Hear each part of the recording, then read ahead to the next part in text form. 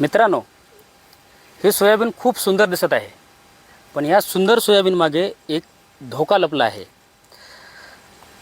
बघा मित्रांनो, जर सोयाबीन लागवड होऊन जर तुमच्या सोयाबीनला 30 दिवस कंप्लीट झाले असतील आणि तुमचे सोयाबीन जर एवढे वाढले असेल,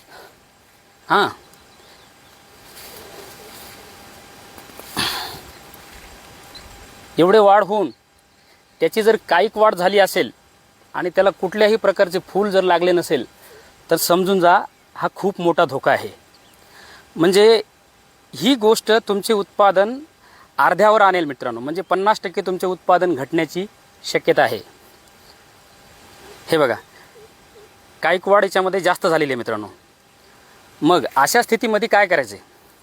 जर तुमचे सोयाबीन 30 दिवसाचे झालेले, आता इथं एवढं वाढलेलं आहे, पण तुमचे सोयाबीन जर इथपर्यंत जरी आले असेल, तर मित्रांनो आपण या स्थितीमध्ये आपण असे काही PGR घ्यायला पाहिजेत जे हे प्लांट ग्रोथ रेग्युलेटर असले पाहिजे, वाढ थांबवणारे, आणि तुमच्या येणाऱ्या अन्नद्रव्याला वाढीमध्ये न पाठवता किंवा पानाची ग्रोथ आणि कायिक वाढ ही थांबवून येणारे अन्नद्रव्य हे फक्त रिप्रोडक्टिव्ह सिस्टीम म्हणजेच फुलधारणा आणि झाडांची ही जे देठ आहे याच्यामध्ये मजबूत बनवण्यासाठी काम करेल मित्रांनो.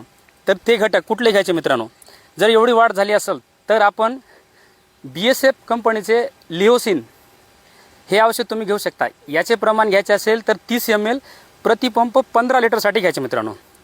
किंवा दुसरं जर घेतलं तर पॅक्लोब्युटाझोल 40% SC, याच्यामध्ये भरपूर साऱ्या कंपन्याचे औषध आहेत, जसे की सुमोटोमोचे ताबोली, बेस्ट ॲग्रोचे डोंगल किंवा शिवालिकचे कार्टर प्लस, असे हे जे औषध आहेत, तर हे औषध तुम्हाला प्रति 15 लिटर पंपाला किंवा प्रति लिटरला 1 ml आणि 15 लिटर पंपासाठी 15 ml अशा प्रकारे तुम्हाला याला स्प्रे करायचं आहे.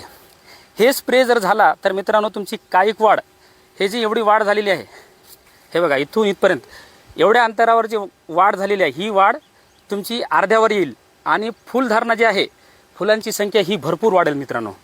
जर तुमच्या हे ग्रोथ स्टेजमध्ये न जाता रिप्रोडक्टिव्ह सिस्टीममध्ये जर जात असेल तर फुलांची संख्या आपोआपच वाढणार आहे मित्रांनो.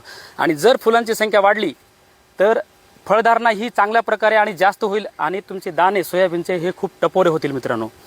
तेव्हा मी सांगितली ती गोष्ट करायला विसरू नका मित्रांनो. त्यासोबतच दिगंबर कृषी SK या पेजला फॉलो करायला विसरू नका. धन्यवाद मित्रांनो.